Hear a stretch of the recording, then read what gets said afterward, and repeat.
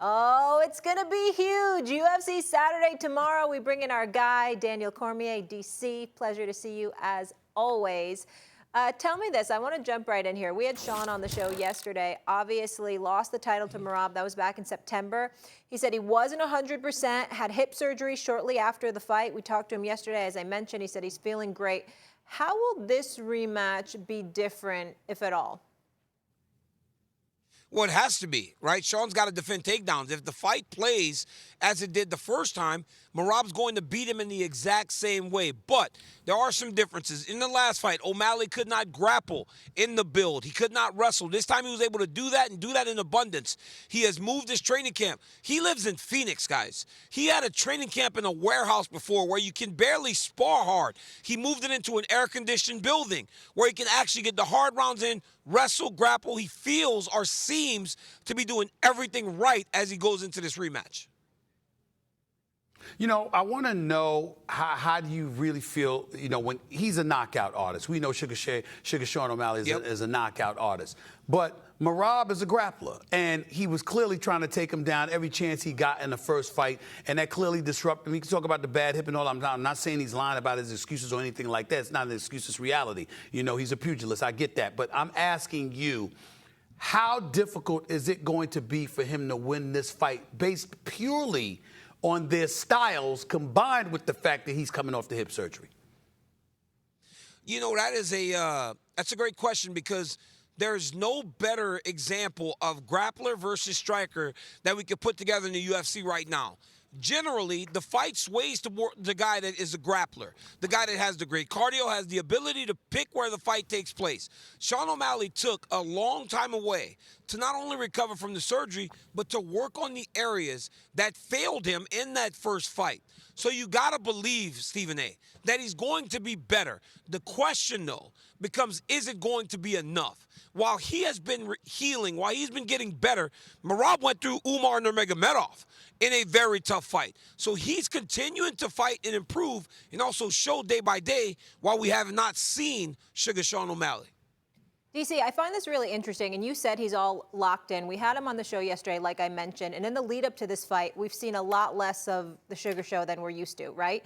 He said he's been completely off social media, and he's a superstar on there, maybe more so than anyone else in the UFC. He also told us no alcohol, no marijuana. He's not doing the hair thing. Like, this is a totally different approach.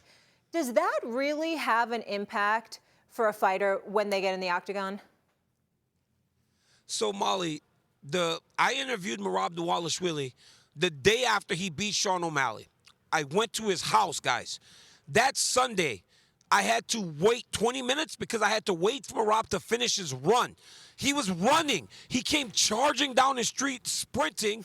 Then he lifted weights in Merab's front yard, Stephen A. You see all these beautiful lawns? Merab has a weight set. I was like, that's Merab's house. The moment I got on the street, I could tell his house because of the weight bench that was in the driveway. Merab Dvalishvili is a monster. Now, here is why Sean O'Malley has made these changes. He recognized after seeing that he needed to be completely locked in. You can't have vices if that's the guy that you need to chase. So I think that's almost a compliment to Merab Dvalishvili being who he is and him seeing who he is. His idea to become a champion again knows I've got to go through a guy that's not normal. So Sean O'Malley's making the necessary changes to give himself a chance. DC, I will tell you, I was at that first fight against these two, and I got to tell you something. I was bored. I was bored from the standpoint of watching Merab take him to the ground because I wanted to see Sugar be Sugar, and that did not happen. I'm wondering right now, there was an allure that was attached to him, not quite Conor McGregor-esque in terms of popularity, but there was a sensational element that came with Sugar. How much of that luster has worn off because of the loss and then the hiatus due to the hip surgery?